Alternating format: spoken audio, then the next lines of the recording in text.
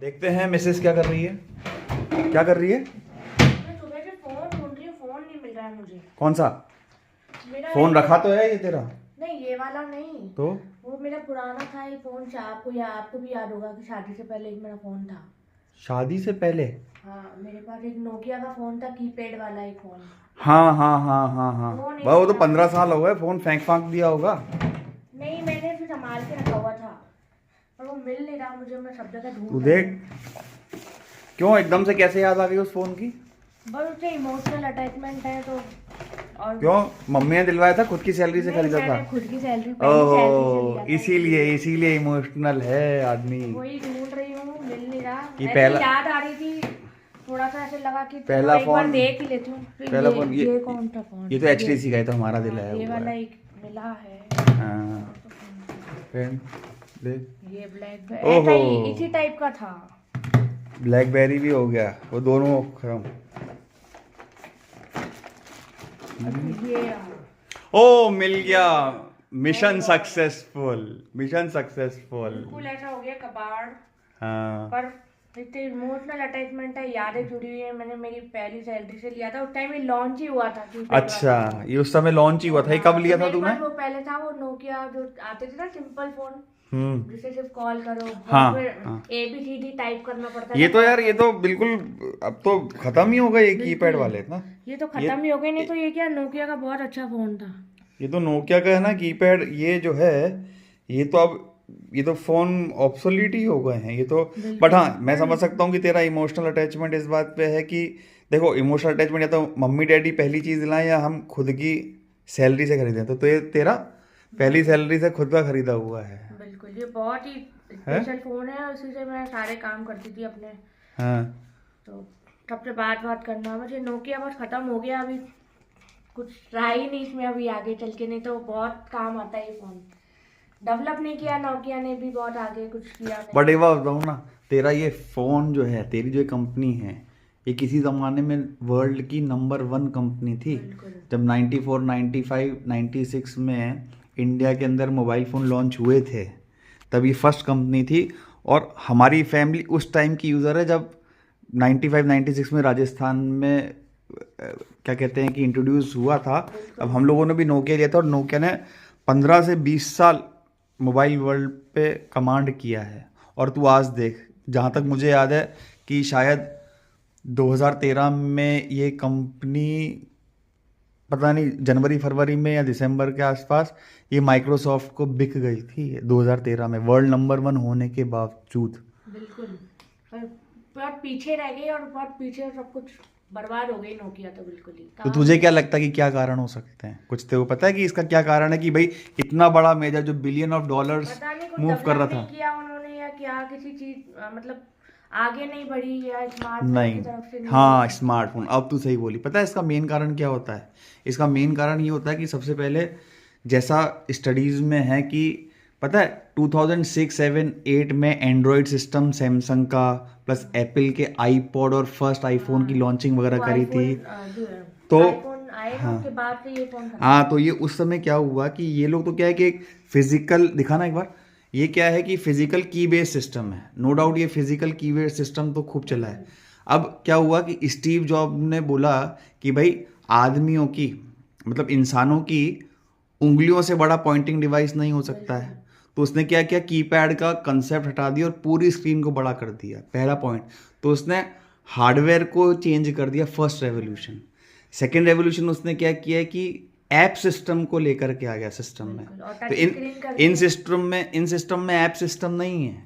इन system में तो आपको फोन मिला और डायल मिला और करो। उसने एक ऐप सिस्टम दूसरी रेवोल्यूशन लिया इनबिल्ट है, कर दिया कीबोर्ड को। इनबिल्ट कर दिया कीबोर्ड को, क्योंकि पॉइंटर है। और तीसरी चीज उसने क्या किया कि एक इकोसिस्टम डेवलप कर दिया कि एक एप्पल का स्टोर बना दिया, iOS सॉफ्टवेयर बना दिया, हार्डवेयर में करके उसको इंटीग्रेट कर और वो दिया, जो बैटरी है वो भी इनबिल्ट कर दी। बैटरी इनबिल्ट कर दी। तो उसने तो ये क्या, ये ऐसे खोलने का झंझट नहीं कि तो बैटरी गिर तो गई या अच्छा, फोन गिर गया तो। जब एप्पल ने किया, साथ साथ उसी समय सैमसंग का भी डेवलपमेंट इसी से इसमें हुआ है। तो अगर मान के चलो कि नोकिया इस बारे में ऑपरेट कर रही थी कि केवल हार्डवेयर बेस्ड, मतलब कीपैड बेस्ड इसके ये फ्लैगशिप प्रोडक्ट्स हुआ करते थे, तो ये कहाँ पे चेंज हो गए? एंटायरली न्यू हार्डवेयर सिस्टम, एक ऐप बेस्ड सिस्टम जो अभी तक जब नोकिया ने नहीं किया था, और थर्ड एंड्रॉयड बेस्ड सिस्टम। एक तो सबसे बड़ा चेंज इन 3 चीज़ों की वजह से इस कंपनी ने अपना बहुत बहुत बहुत पीछे कर लिया। दूसरी चीज़, एक क्या होता है, दूसरा एक आप ट्रेंड पकड़ लो, अगर उस समय डेवलप हो रहा है तो उन लोगों को भी अपने R&D में इनोवेटिव प्रोडक्ट डेवलप करने के लिए इन्वेस्टमेंट करना चाहिए था।